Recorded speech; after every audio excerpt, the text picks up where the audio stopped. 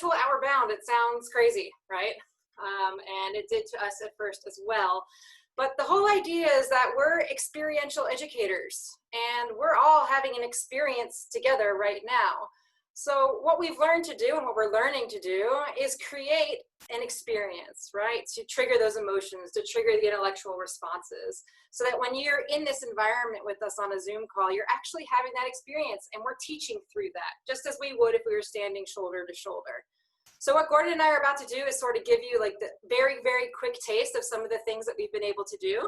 Some of this is creating brand new things that have never existed for us as initiatives, and others mean just adapting initiatives that we have for this situation. So for a moment, we want everyone to feel like you're on one of our courses.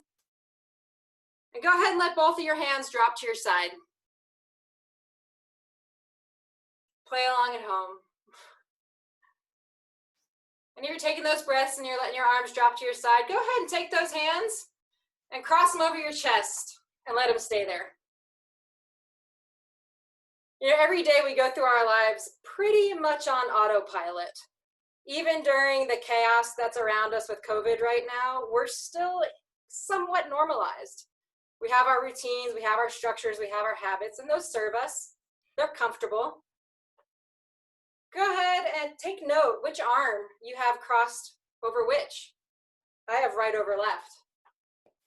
And this time, drop your hands down, stretch those arms, and intentionally cross your opposite arms back over.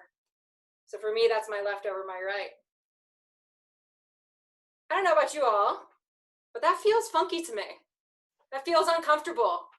I'm aware of the difference. I'm aware of the change. But as I stand here and hold on to this even longer, it's becoming more comfortable. I'm becoming more used to it. And then I can switch back and forth and notice that there's not much of a difference now that I've intentionally chosen to do something uncomfortable.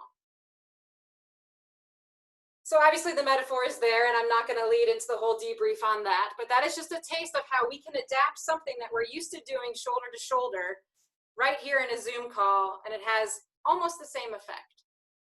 So I'm going to pass it on to Gordon now for his piece. Here we go. We're going to go out on the ocean.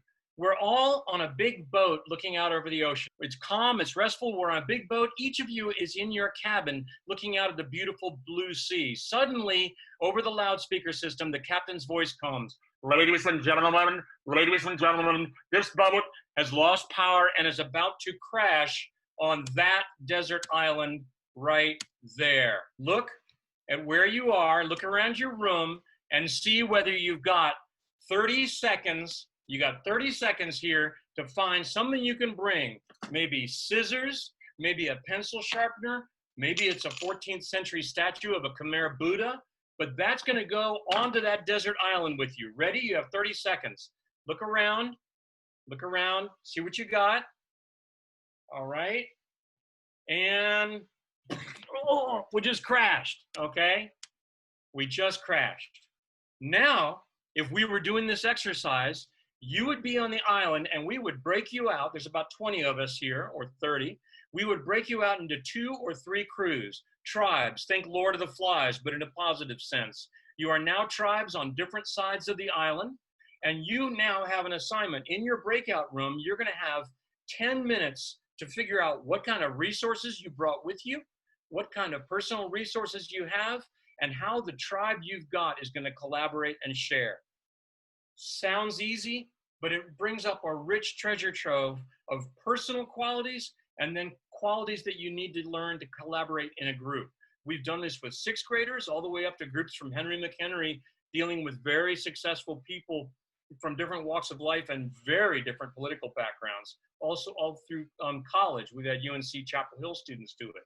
It's always been successful, and it always brings up rich qualities that bring up the same things that we bring up in Outward Bound. Changing lives through challenge and discovery, and bringing up success attributes that arise out of this kind of exercise. Yuval Harari, raise your hand if you've heard of Yuval Harari and the book Sapiens. Okay? Yeah, a lot of you there. It's one of the hot books going around. This guy's done a review of human history. He's also a futurist, and he says, we don't even know what jobs will be available for us in 2040. All that education matters, all that it should do is teach people to know themselves and to have social and emotional intelligence to function in groups. So that's what these little exercises do. And we found that they're really powerful, and that in the feedback we've gotten from schools and OB professional groups, that we've gotten really rich return on exactly those things that people come out of Outward Bound courses with. End of sermon, end of adventure. I'd be glad to talk to you more about this in the future, but it gives you a little bit of a taste of what we're up to.